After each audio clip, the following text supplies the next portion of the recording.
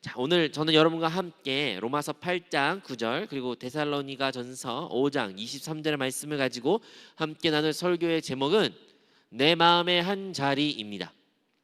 여러분, 모든 그리스도인들은 하나님을 믿는 자들은 하나님의 뜻에 부합한 삶을 살기를 원합니다. 그것을 조금 더 쉽게 말하면 거룩한 삶이죠. 예수님을 영접하고 나서 예수님이 나의 주님이 되셨습니다. 나는 이제 오직 예수님만 따라 살겠습니다 라고 고백한 사람은 예수님이 걸어가셨던 그 길, 그 십자가의 길, 영광의 길, 그 거룩하신 그 모습을 본을 받아 나도 이 땅 가운데 주님 같은 삶을 살고 싶다, 하나님의 영광을 비치는 삶을 살고 싶다라고 고백을 합니다. 여러분도 그런 고백하셨나요? 아멘. 근데 우리의 현실을 보면 우리는 그러한 영광과 기쁨과 또한 간증으로 넘치는 인생보다는 많은 경우에는 실패와 낙담과 더 많은 눈물과 아픔과 때로는 좌절을 경험하곤 합니다. 끊임없이 죄를 짓는 나의 모습, 끊임없이 사단이 나를 참소하고 있고 하나님의 사랑을 의심하는 나의 모습, 하나님은 나에게 복을 주시고 나를 회복시켜 주시며 나를 치유하시는 좋으신 하나님을 믿기보다는 나의 눈에 보이는 현실에 의지하고 현실에 따라 나의 마음이, 나의 감정이 요동치고 있으며 어느새 나도 모르게 하나님을 원망하고 불평하고 때로는 내가 하나님을 떠났다, 나는 영적으로 많이 좌절되었다, 무너졌다라는 그런 모습과 표현들을 우리가 많이 하고 있습니다. 왜 우리는 이렇게 쉽게 흔들리는 것일까요?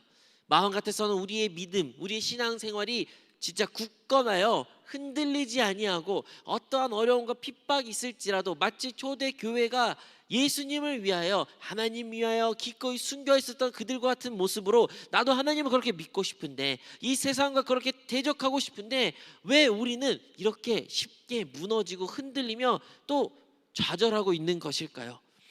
우리 흔히 말하는 청년들, 정말로 다음 세대가 교회에서는 큰 걱정이다라는 기사를 심시지 않게 우리가 보곤 합니다. 한국 가운데 이러한 큰 복을 누리게 된 이유는 하나님께서 이 나라를, 이 민족을 택하셨고 또한 선교사님을 파송하셨고 주님의 교회들을 세우심으로 말미암아 가장 어렵고 암울한 시대에 수많은 그리스도인들이 하나님을 예수님을 영접하고 하나님의 말씀대로 살아갔던 수많은 그리스도인들이 있었기에 오늘날 우리 대한민국이 복을 받은 줄로 믿습니다. 그런데 이 큰 복을 받았던 한국 교회가 다음 세대를 걱정하고 있습니다.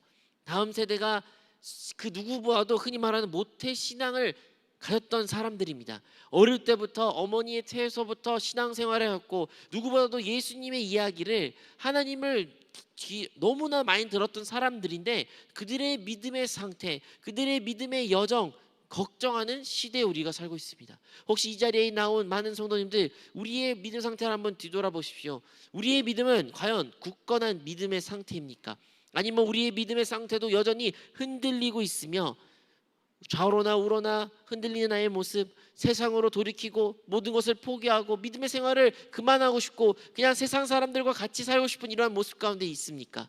왜 이렇게 많은 다음 세대 청년들이, 흔히 중고등학생 사람들이 왜 이렇게 하나님을 믿는다고 말하지만 이 세상 가운데 빛과 소금의 역할보다는 세상 사람들의 조롱을 당하고 세상 사람들의 흐름에, 그 유행에 따라 휩쓸려갈 수 없는 왜 이렇게 연약한 모습이 우리가 갖고 있는 것일까요? 무엇이 문제입니까? 무엇이 그들을 그렇게 교회로부터, 하나님으로부터, 그리스도로부터 멀어지게 만드는 것입니까?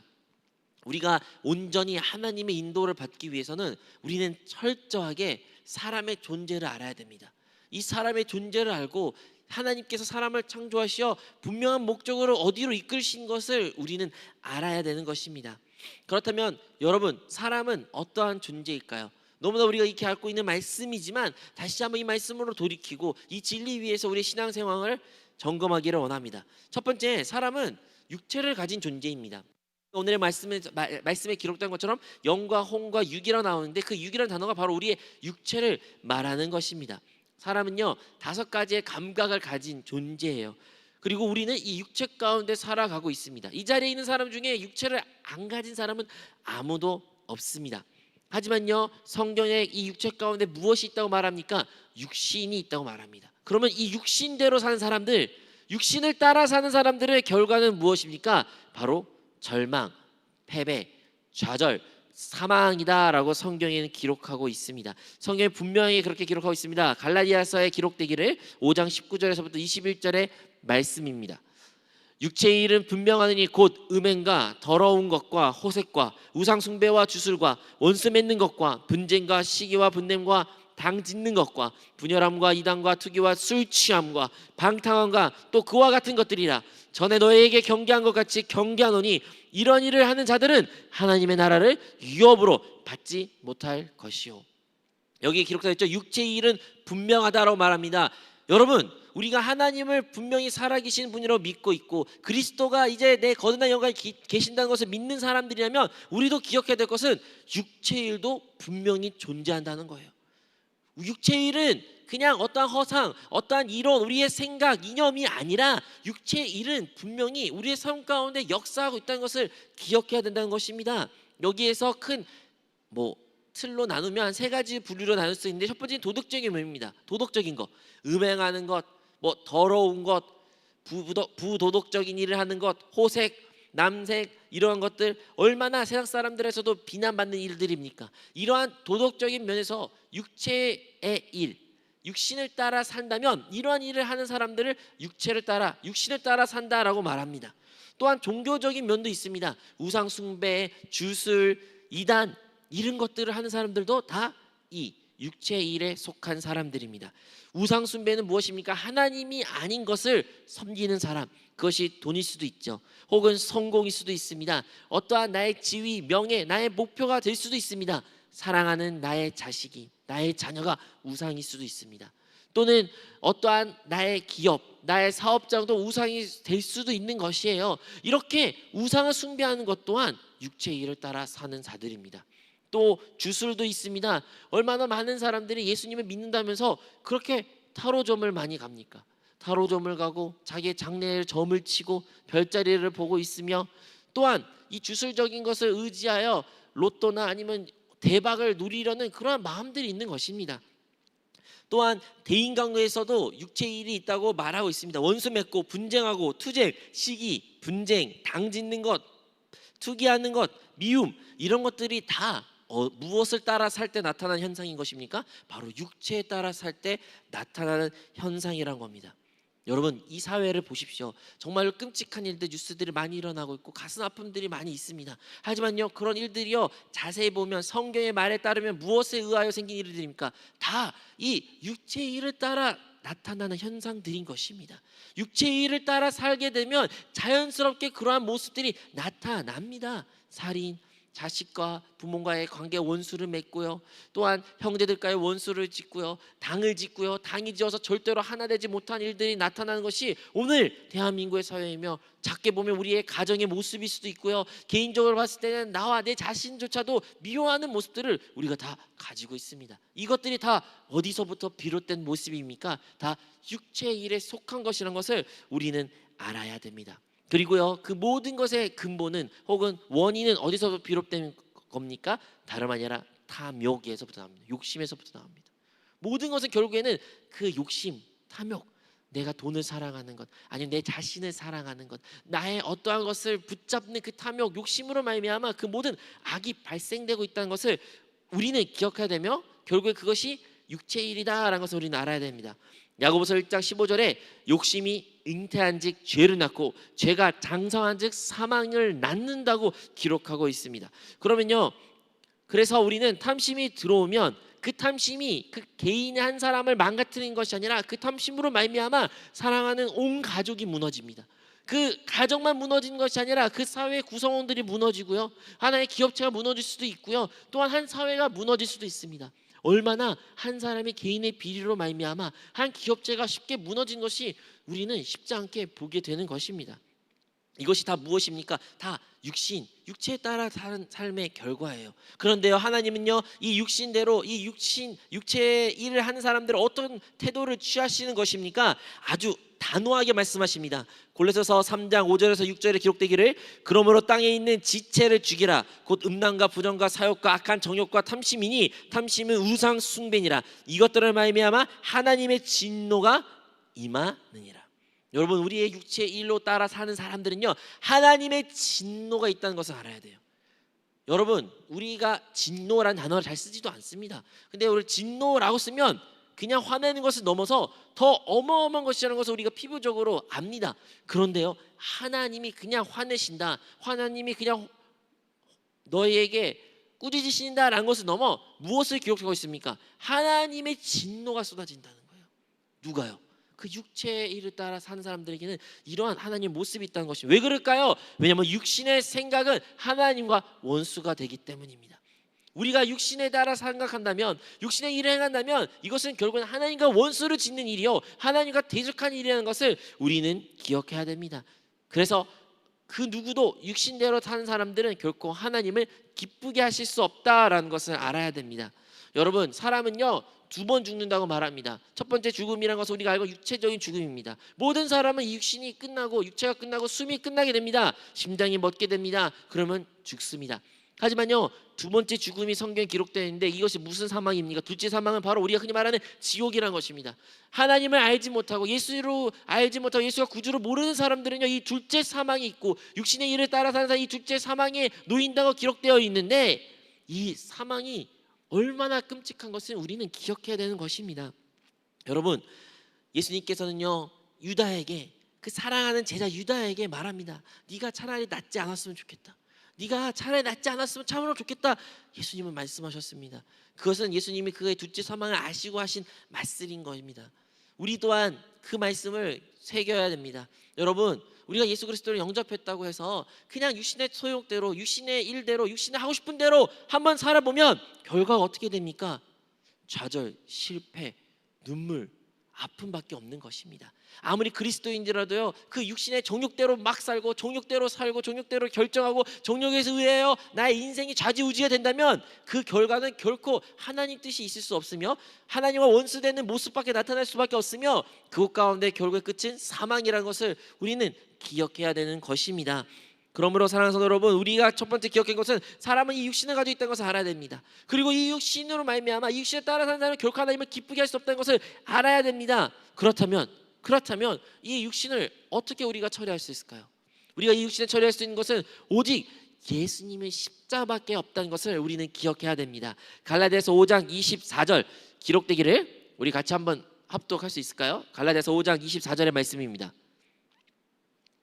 그리스도 예수의 사람들은 육체와 함께 그 정욕과 탐심을 십자가에 못 박았느니라 라고 기록되어 있습니다. 우리 다시 한번 합독하겠습니다. 시작.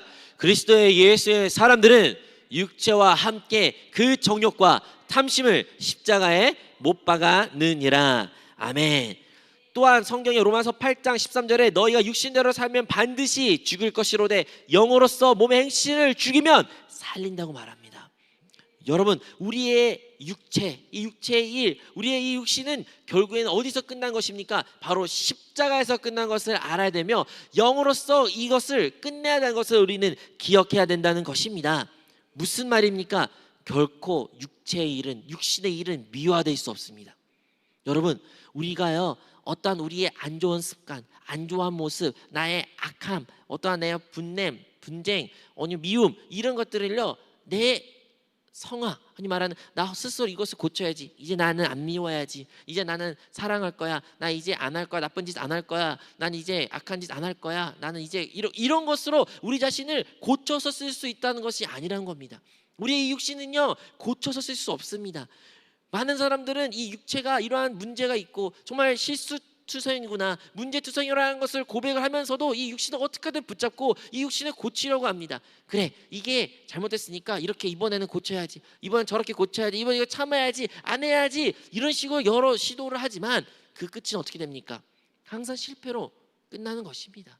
여러분, 우리 신앙생활 뒤돌아보십시오. 얼마나 많은 실패를 우리가 겪었습니까? 그 실패로 말미암아 좌절합니까? 그 실패를 할 때마다 사단은 우리를 참소합니다. 그 참소가 있을 때마다 우리 하나님의 관계는 점점 멀어진 것 같습니다. 하나님은 살아계시지 않는 것 같고 하나님 없는 것 같이 느껴집니다. 칠흑 같은 어둠 가운데 우리가 놓여 있는 것입니다.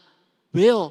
왜냐하면 우리는 이 육신을 어떻게 하면 미워하고 혹은 어떻게 하면 고쳐 쓰려는 생각이 많이 있기 때문인 것입니다. 하지만요, 성경에 기록되기를 이 육신은 예수님께서 2000년 전 십자가에서 죽으신 것 같이 예수님과 함께 이미 끝난 사실인 것입니다. 사랑하는 성도 여러분, 우리의 육체의 모든 행실들은 절대 미화될 수 없다는 것 첫 번째 기억해야 되며, 두 번째로 예수님과 함께 이미 십자가에서 끝났다는 것을 우리는 고백해야 될 줄로 믿습니다. 우리는 예수님과 함께 이미 죽은 사람입니다. 죽은 사람들은요 그들의 육체와 그리고 죄가 그 십자가에서 이미 끝났다는 것입니다. 그런데요, 죽은 사람들의 특징은 우리는 잊은 것 같습니다. 죽은 사람의 특징은 무엇입니까? 그들은 반응하지 않습니다. 죽은 사람들의 시체나 아니면 그런 모습을 보십시오. 그들은요, 아무리 이제 그 옆에서 나쁜 소리, 안 좋은 소리, 그 사람을 때리고 안 좋은 일을 해도, 나쁜 일이나 무서운 일이 나타나도 죽은 사람은 어떠한 반응하지 않습니다. 또한 죽은 사람도 아무 말도 할 수가 없습니다. 죽은 사람은요, 자기의 선호, 자기의 어떠한 강한 의지력 혹은 결정권, 이것저것 아무것도 없습니다. 여러분, 우리가 진정으로 예수님과 함께 십자가에 못 박혀 죽었다면, 우리가 그것을 고백하고 그것을 믿는다고 한다면, 왜 우리는 여전히 아직도 다른 사람들의 말에 내가 죄인이라고 나의 문제와 비판할 때마다 왜 이렇게 우리는 반응이 나타나는 것입니까? 혹은 왜 이렇게 우리에게는 수많은 말들이 나오며 불만과 불평과 다른 사람의 비방의 말들이 우리 가운데 이렇게 많이 있는 것입니까? 당지는 모습들이 왜 이렇게 많이 나타나는 것입니까? 우리가 만약 진짜 죽었다면 왜 여전히 아직도 나의 선호가 있으며 나의 의견이 있으며 이것을 하고 저것을 해야 되고 이것을 나의 의견이 피력되지 않았을 때 왜 이렇게 우리는 시험을 많이 당하는 것입니까? 그 진정 죽은 자의 모습이 아닙니다. 우리가 육체의 소욕대로 육체의 일을 행실을 진정으로 끝나기를 원한다면 우리는 진정의 예수님과 함께 십자가에 끝났다는 것을 머리로만 교리적으로 아는 것이 아니라 성령의 빛 주심을 통해 그 진리를, 그 계시를 받아야 합니다. 사랑하는 여러분, 우리가 예배를 통해서 정말 말씀을 읽으면서 주님과 묵상을 하면서 그 계시를 반드시 받아야 될 줄로 믿습니다. 내가 예수님과 함께 십자가에 못 박혀 죽었구나. 그냥 교리적으로 머리로 생각으로 멈춘 것이 진짜 나는 예수님과 이미 끝났구나라는 것을 깨달을 때 진정으로 우리의 육신의 소욕했던 모든 것들을 멈출 수가 있으며 우리가 죽은 사람처럼 이 땅 가운데 이제 주님을 따라 살 수 있는 그리스도인 될 수 있다는 것을 우리는 기억해야 될 줄로 믿습니다. 사랑하는 여러분, 그러므로 말미암아 여러분 육체를 따라 사는 것을 너무 쉽게 생각하지 마십시오. 정말로 죄를 짓는 것을 너무나 쉽게 생각하지 마십시오. 우리 예수님이 우리를 위하여 진정으로 사랑하사 우리의 모든 과거와 현재와 미래의 모든 죄를 친히 십자가에 담당하셨고 우리는 영원한 그 영벌에서부터 구원을 받아 하나님의 자녀가 되는 줄로 믿습니다. 하지만 이 땅 가운데 하나님이 약속하신 그 복을, 하나님 뜻을 누리기 위하여 하나님의 나라를 세우기 위해서는요, 우리는 결코 죄와 겸하여 사는 삶을 살 수가 없다는 것 또한 기억해야 됩니다.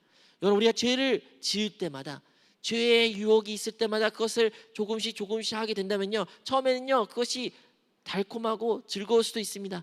때로는 조금 마음에 불편할 수도 있어요. 양심의 꺼리낌이 있을 수도 있어요. 하지만요, 그 죄를 계속하게 된다면, 그 일을 계속하게 된다면 우리는 하나님의 향한 그 마음과 그 소통과 교제와 교통함이 사라진 것을 느끼게 됩니다. 우리는요 더 죄악이 더 깊숙하게 빠지게 되고 결국에는 내가 언제 이렇게 깊숙이 빠진지 알지도 못한 채 하나님과의 멀어진 관계를 가질 수밖에 없는 것입니다.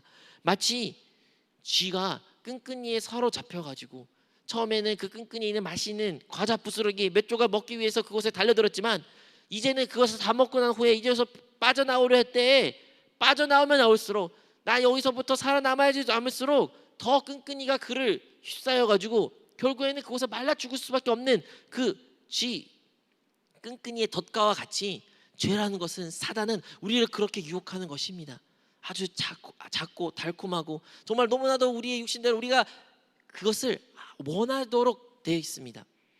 하지만 우리가 그것을 아무 생각 없이 너무나도 무방비하게 받아들이게 된다면 우리의 신앙생활은 정말 낭만과 실패와 아픔과 눈물과 좌절밖에 없다는 것을, 사망이 그것이 있다는 것을 우리는 다 기억해야 될 줄로 믿습니다. 이렇게 사람은 이 육체로 되어진 존재라는 것을 알아야 됩니다. 두 번째로 우리가 기억해야 될 것은 사람은 혼으로 지어진 사람입니다. 혼이 있는 것입니다. 그러므로 말미암아 사람은요, 첫 번째 분류 사람은 그 육체대로 정욕대로 사는 사람들이 있습니다.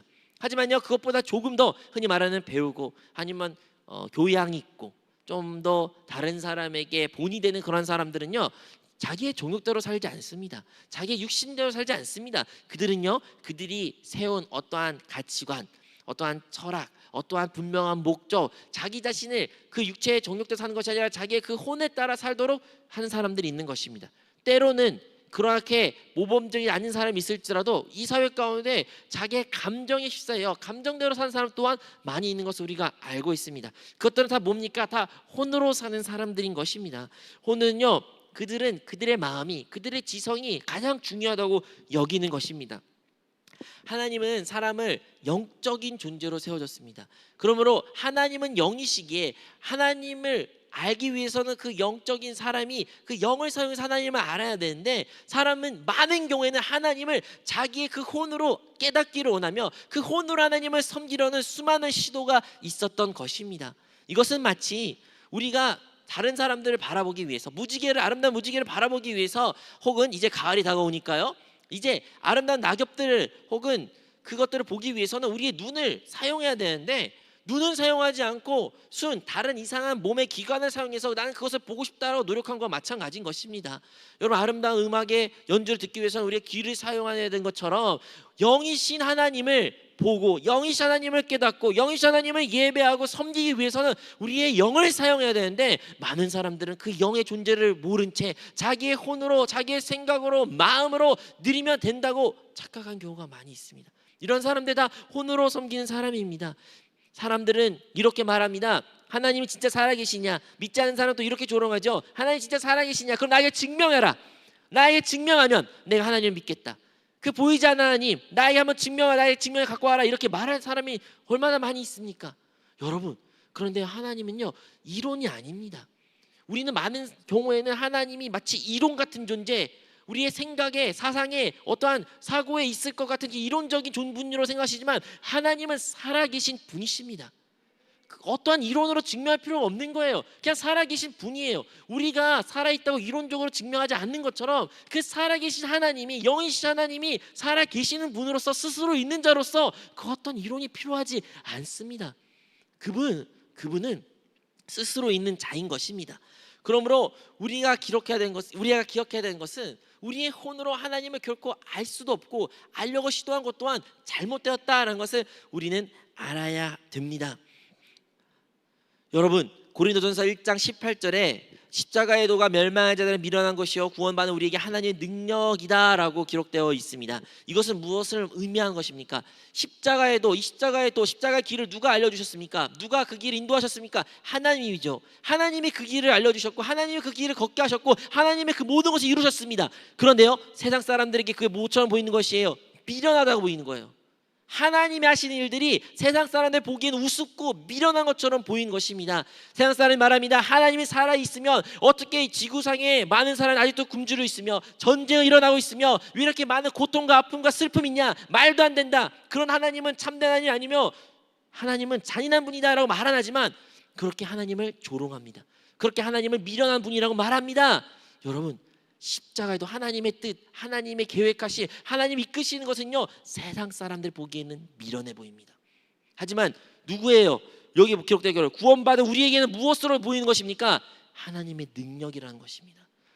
우리가 혼으로 하나님을 생각하고 혼으로 깨달으려 하면 우리는 그 하나님이 미련하게 보일 때도 많이 있을 것 같습니다. 하나님, 왜 나에게 이것을 허락하셨나요? 하나님, 나 왜 이런 아픔을 주셨나요? 하나님, 살아계신다면 왜 내가 이걸 억울함을 당해야 되나요? 우리는 하나님이 마치 미련한 분인처럼 그 미련한 하나님을 애꿎게 막 나무랍니다. 하지만요, 하나님을 제대로 믿는 사람들은, 하나님을 온전히 아는 사람들은, 하나님의 경외하는 자들은 하나님을 어떻게 믿는 거예요? 그 모든 이루신 거예요. 하나님의 큰 손 안에 있으며 하나님의 놀라운 능력을 나타내기 위한 준비 과정이라는 것을 그들은 믿고 있다는 것을 우리는 기억해야 된다는 것입니다. 여러분, 아무리 똑똑한 사람이라도요, 아무리 많은 것을 배우고 철학자고 많은 것을 경험했던 사람일지라도요, 사람의 어디서 왔으며 왜 살며 어디로 갔는지 대답하지 못합니다. 결국에는 스스로 답을 알아서 찾아라는 게 요즘 흐름의 시대의 말인데, 어떻게 보면 또한 요즘의 또 트렌드는 그냥 네 정욕대로 살아라, 네가 그냥 하고 싶은 대로 살아라, 네가 생각하는 게 곧 답이다라고 말하는 시대사로 살고 있는데 답을 알지 못합니다. 왜 그럴까요? 왜냐하면 혼으로 사는 사람들이 있기 때문인 것입니다. 여러분, 죽음 후에 사후 세계가 있다, 그러니까 죽음 이후의 세계에 있다로 말하는 사람인데 그것이야말로 가장 미련한 것입니다.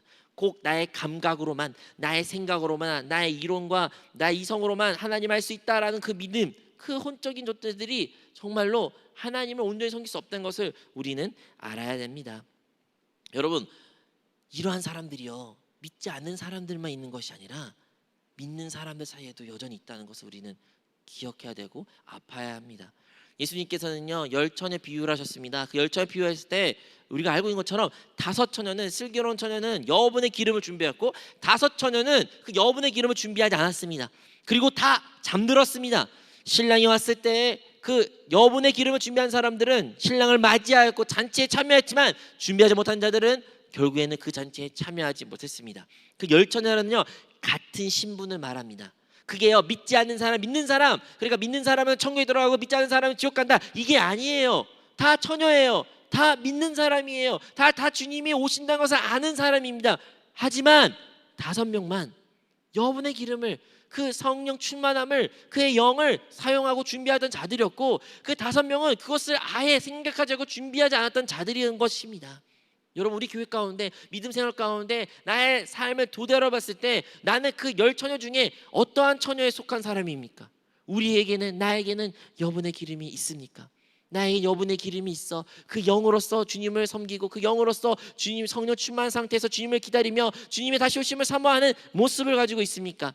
아니면 그냥 나의 혼으로서 주님을 섬기고 나의 생각과 감정과 나의 습관적인 모습과 혹은 감정대로 오늘의 기분에 따라 잘 되면, 좋은 일이 있으면 기쁘게 주님을 섬기고, 안 좋은 일이 일어나고 안 좋은 일이 있으면 내 기분이 상하면 하나님 마음대로 안 섬기고 그냥 내 기분대로 주님을 섬기는 그런 모습대로 주님을 섬기고 있습니까?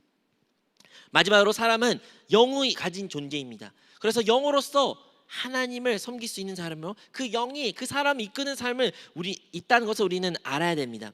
여러분, 영으로 사는 사람들은요, 종교를 믿는 사람이 아닙니다. 영으로 사는 사람은요, 하나님의 생명을 따라 사는 자들인 것입니다. 그리스도의 생명을 가지고 그리스도를 따르는 사람을 우리가 흔히 말하는 그리스도인들, 그 그리스도의 영을 따르는 사람이라는 것을 우리는 기억해야 된다는 것입니다. 예수님께서요, 십자가에서 손과 발, 모든 물과 피를 쏟으셨습니다. 그리고 죽으셨습니다. 당연히 우리를 구속하기 위해서, 우리의 영원한 영벌에서부터 주님의 영생을 주고 영원한 하나님과의 아버지와의 관계를 회복하기 위해서 주님께서 그 일을 행하시었죠. 하지만 거기서 멈추신 것이 아니에요. 주님의 죽음이 거기서 멈췄다면 그것은 반쪽짜리인 것입니다. 예수님은요, 부활하셨습니다. 부활하시고 승천하사 그가 약속하신 것처럼 또 다른 보혜사를 우리에게 보내주사, 그리하여 이제 예수 그리스도를 영접하고 예수님을 그리스도로 고백하는 모든 자들에게 그들의 거듭난 영 안에 그리스도의 영이 함께 임하여 그 영이 함께 있는 자들이 하나님과 함께 살아갈 수 있고 동행할 수 있는 자들이 됐다는 것을 우리는 기억해야 될 줄로 믿습니다. 그래서 오늘 우리가 읽었던 말씀, 로마서 8장 9절의 말씀, 만일 너희 속에 하나님의 영이 거하시면 너에게 육신에 있지 아니하고 영에 있나니 누구든지 그리스도의 영이 없으면 그리스도의 사람이 아니라. 아멘. 그리하여 우리에게는 그리스도의 영이 있다는 것을 뼈저리게 알아야 되고 기억해야 되며, 그 그리스도의 영을 따라, 우리의 영을 따라, 성령을 따라 사는 사람이 되어야 되는 것을 우리 모두 기억해야 될 줄로 믿습니다. 오늘 예수 그리스도를 구주로 영접하신 분들은 크게 아멘하도록 하겠습니다.